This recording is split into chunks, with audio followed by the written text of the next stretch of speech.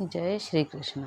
आज आप सुनिए संपूर्ण कार्तिक पुराण कथा और दीपदान का महत्व। एक बार ब्रह्मा जी ने नारद जी को कार्तिक माह के विषय में बताते हुए कहा कि कार्तिक माह भगवान विष्णु जी को सदैव ही प्रिय है। इस मास में भगवान विष्णु जी का ध्यान करते हुए कोई भी पुण्य कार्य किया जाए उसका फल अवश्य मिलता है। सभी योनियों में से मनुष्य योनि को सर्वश्रेष्ठ तथा दुर्लभ कहा गया है। अतः प्रत्येक मनुष्य को कार्तिक माह में पुण्य कर्म करने चाहिए, क्योंकि इस माह में सभी देवतागण मनुष्य के समीप हो जाते हैं। इस माह में देवता मनुष्य द्वारा किए हुए स्नान, व्रत, वस्त्र, भोजन, चांदी, स्वर्ण, भूमि आदि दिए गए दान को विधि पूर्वक ग्रहण करते हैं। इन सभी में से अन्नदान, जो कि सभी पापों का नाश करता है, का अधिक महत्व है। कार्तिक माह में मनुष्य जिस किसी मनोकामना से दान अधिक करता है उसे वह अक्षय रूप में प्राप्त होता है।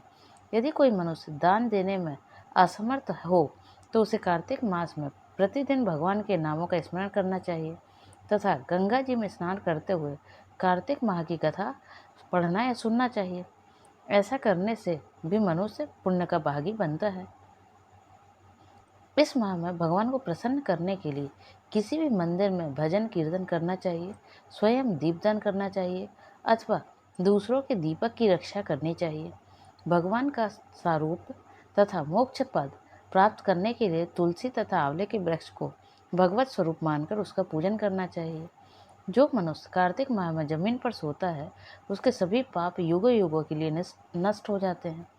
मनुष्य अरुणोदय काल में जागरण कर गंगा के स्नान में स्नान करके करोड़ों जन्मों में के कलमशों को धो डालता है। गोविंद गोविंद हरे मुरारी, गोविंद गोविंद मुकुंद कृष्ण, गोविंद गोविंद रंथांग पाणे, गोविंद दामोदर माधेवती। कार्तिक माह में प्रतिदिन इस प्रकार भगवान का कीर्तन करें। कार्तिक माह में गीता जी का पाठ करने से बड़ा कोई धर्म या पुण्य नहीं है। 7 समुद्रों तक की पृथ्वी को दान करके जो फल प्राप्त होता है वही फल कार्तिक माह में स्नान व दान का है।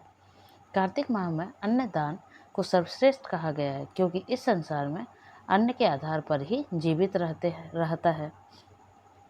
अब आप सुनिए कार्तिक मास में दीपदान का महत्व। प्राचीन काल में द्रविड़ देश में बुद्ध नामक एक ब्राह्मण निवास करता था। उसकी स्त्री बहुत दुष्टा और दुराचारी थी। उसके संग दोष से पति की आयु क्षीण होकर वह मृत्यु को प्राप्त हो गया। पति की मृत्यु के पश्चात भी वह स्त्री उसी घृणित कार्य में लगी रही। लोक निंदा से उस तनिक भी लज्जा नहीं आती थी। उसका ना तो कोई पुत्र था और ना ही भाई। वह सदैव भिक्षा से प्राप्त अन्न को ही ग्रहण करती थी। वह अपने हाथ से बनाए हुए शुद्ध भोजन को ना खाकर मांग कर लाए गए बासी भोजन को ही करती थी। वह तीर्थ यात्रा से भी सदा दूर रहती थी और ना ही कभी उसने मंदिर आदि में जाकर कथा प्रवचन ही सुना था। एक दिन कुत्स नामक एक विद्वान ब्राह्मण भ्रमण करता हुआ वहां आया।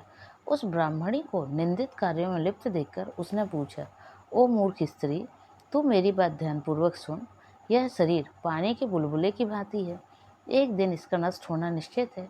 यदि तू इस अनित्य शरीर को नित्य मानती है तो अपने मन में बैठे इस मोह का तू विचार पूर्वक त्याग कर दे। सबसे श्रेष्ठ देवता भगवान विष्णु का चिंतन कर और उन्हीं की लीला कथा को आदरपूर्वक सुन। कार्तिक माह आने पर भगवान दामोदर को प्रसन्न करने के लिए स्नान दान आदि करके दीप दान दे। भगवान विष्णु की परिक्रमा करके उन्हें प्रणाम कर। यह व्रत विधवा और सौभाग्यवती सभी स्त्रियों के लिए करने योग्य है। इससे समस्त पापों एवं उपद्रवों का नाश हो जाता है। तू मेरी बात मानकर निश्चय ही कार्तिक में दीपदान कर। इससे तू निश्चित रूप से भगवान विष्णु की कृपा प्राप्त कर लेगी।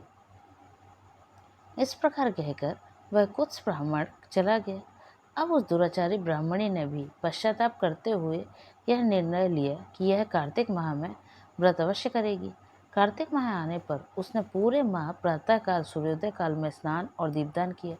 कुछ समय पश्चात आयु समाप्त होने पर वह मृत्यु को प्राप्त हुई और वह स्वर्गलोक में गई। समयानुसार वह मुक्ति को भी प्राप्त हो गई। जो व्यक्ति कार्तिक व्रत में तत्पर होकर दीपदान के इस इतिहास का श्रवण करता है और स्वयं भी दीपदान करता है, उसे अवश्य ही मोक्ष की प्राप्ति होती है। जय श्री हरि विष्णु।